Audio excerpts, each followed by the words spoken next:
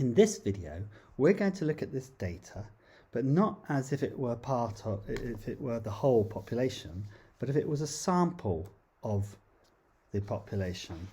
So if instead of it being all of itself, it was just an element of the whole population. And we're now going to consider the test statistics that you would use to estimate what the populational variance is. Because if I were to look at that, yes, this data isn't much, and I could actually work out the population mean, and I could work out the standard deviation from this data. But if it was to number 30, 40, 50, 1,000, a million, etc., well, obviously that data would take a lot of time. And is there a good way of estimating what it would be? Now, some of the things I could do is I could take a sample, but as I said earlier in that one, the sample has some issues with getting the sample.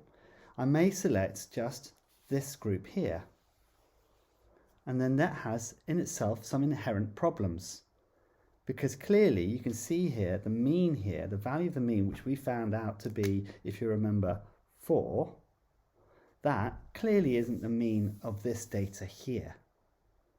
And that's why we take samples and we get the sample mean, and we get a distribution of the sample means, which make it more accurate when we're doing it.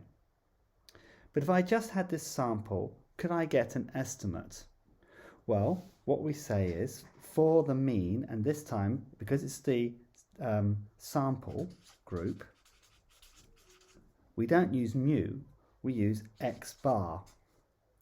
And what we do here is I get all the data from 1 to lowercase n, remember it's not uppercase n, and I add all those data together, and then I divide it by how many there are.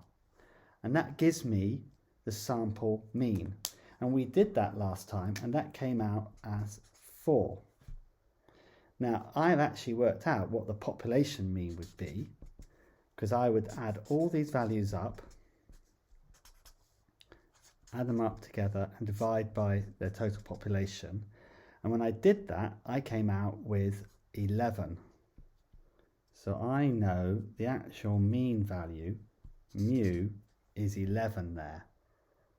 And we can see in our test statistic, our x bar, our sample mean, is but 4, vastly different.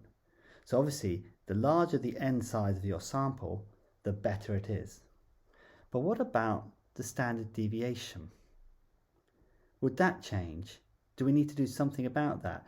And many of us will see when we look at the standard deviation for this test statistic, firstly, it's called S. And let's look at the variance, and then we square root that. So I look at the variance, and often you see n-1 here. This is going to be called the unbiased estimator. You have the biased one, and this is the unbiased one.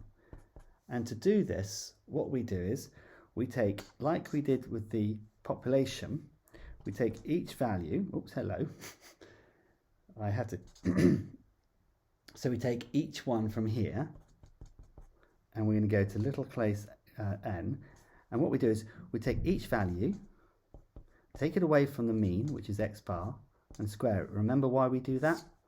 We divide by n, but this one n-1. And we're going to talk about why we do n-1 in a second. But that's how we work out the variance, and then we square root that in order to give us our standard deviation. Sometimes you'll see it written like this as well. You'll see it like that, that being the same as that. Now, why do we do n-1? Why not just n like we had with the population? And we got it here. Well, the reason we do n-1 is simply because when we take a sample, we don't know how fair, if you like, that sample is, do we? And in this particular case, we can say, well, it's random, it could still be, but it seems it's all on this side. And what we need to do is we look at, when we're doing the sample, we're looking at the variance of the spread within here. we're not looking at the spread of the mean of this data here. We're looking at just within here what that spread is.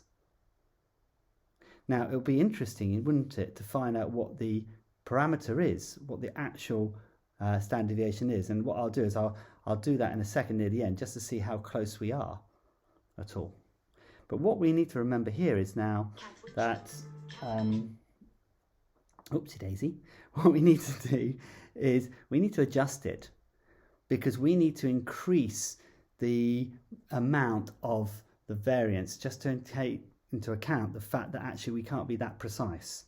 By reducing this degree of freedom by 1, by reducing that, we make the variance bigger. So we're being a bit more cautious, if you like. By making this smaller, it means that this fraction becomes bigger. So therefore, we have a wider, more unbiased estimator of it. So remember what we did with that data there. We came out with a variance, if we look at it, of 1.2. So therefore, what we're going to say is it's 1.2 divided by n minus 1, so divided by 3 now, and then square root. So here goes 1.2 divided by 3, and then I'm going to square root the answer, and I get at 0.62325 sig fig. I'm going to pause the video now and just work out what the actual standard deviation is. So, to find out what the population variance is, I've used this formula as well, which is just the same as that, but you can use it this way, and I find this sometimes really useful, and on my calculator that's how sometimes it comes out with. And what you see, if you did that, actually comes out with a standard deviation wildly different of 6.147. So absolutely wildly different.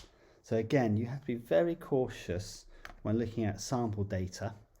And this gives you a really good example of the larger the n value, the more likely you're going to be right, which is also a reason why we do n minus 1, because we need to make sure this is large enough for it to be worth known as an unbiased estimator. But in this particular example, we use the lowest 5 of all this spread with the mean there, so clearly it's going to be wildly inaccurate. Hope this has helped.